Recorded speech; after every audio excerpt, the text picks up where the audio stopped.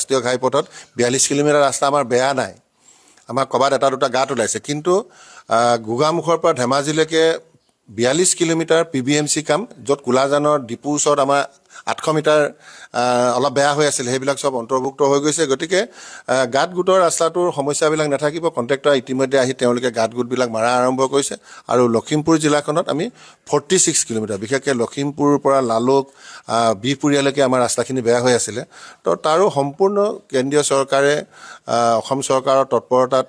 যিখিনি আঁচনি প্ৰস্তুত কৰি প্ৰেৰণ কৰিছিল সম্পূৰ্ণ অনুমোদন পাইছে আৰু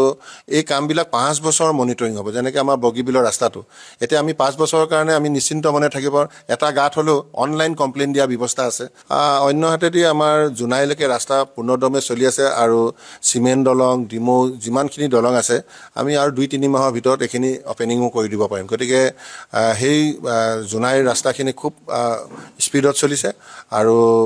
আমি আশাবাদী যে ৰাষ্ট্ৰীয় ঘাইপথ আমাৰ সুন্দৰ হ'ব 4 লেন আমাৰ ভালে থাকিব